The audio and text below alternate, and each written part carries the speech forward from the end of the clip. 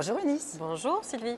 Vous êtes une des chevilles ouvrières de Mentoring Europe, le réseau du mentorat. Alors moi je sais ce que c'est le mentorat et je suis convaincue que c'est d'utilité publique dans le secteur de l'éducation et au plan européen aussi. Mais dites-nous ce qu'est le mentorat.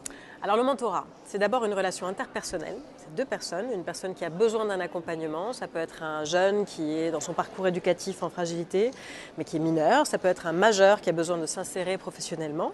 Et en face, il y a un mentor qui va l'accompagner. Et ce mentor, il est bénévole. C'est une forme d'engagement. C'est la différence avec le coaching. Le troisième élément, c'est que tout ça est organisé par une structure avec des professionnels qui vont chercher les mentors, identifier les mentorés, travailler avec les écoles, travailler avec les missions locales, etc. Et donc tout ça, ça forme un écosystème, mais ça repose bien sur des professionnels du mentorat qui engagent des bénévoles du mentorat. Très bien.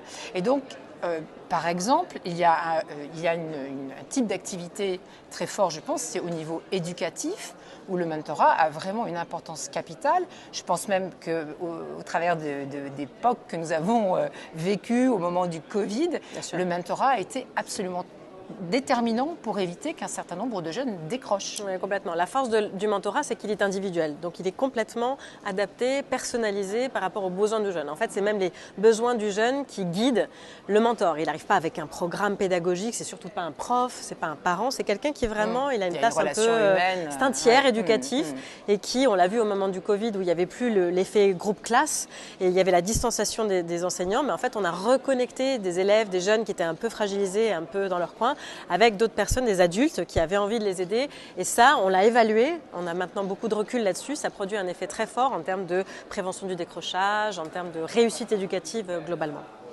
Ok, alors maintenant je crois que l'enjeu c'est d'avoir aussi un réseau et quelque chose qui se développe au plan européen. Il y a sans doute des expériences nationales qui sont différentes. Je sais qu'en France c'est très fort, mais est-ce que l'enjeu c'est ça, c'est développer le mentorat en Europe? Alors en fait il y a déjà une dynamique à l'œuvre en Europe sur le mentorat depuis environ une dizaine d'années. Il y a un réseau qui s'appelle Mentoring Europe, dont effectivement la FEV fait partie, qui a pour l'instant à cœur de, on va dire, réunir des professionnels, faire de l'échange de pratiques, réfléchir sur l'évaluation d'impact, travailler sur la recherche. Et on voit bien qu'il y a des pays, en fait, dans des nations qui réussissent plus ou moins bien à développer le mentorat. C'est vrai que la France est quand même un exemple assez phare, qui est très regardé en Europe. Mais l'idée, c'est que, par exemple, il y a aussi un collectif mentorat en Espagne, ça vient de se former maintenant en Allemagne, et on voit qu'il y a ce mouvement. Maintenant, l'enjeu, c'est quoi? C'est comment le mentorat peut devenir une réponse structurante par rapport aux enjeux européens. Et donc, il faut passer un cap. Le sujet, maintenant, c'est passage à l'échelle.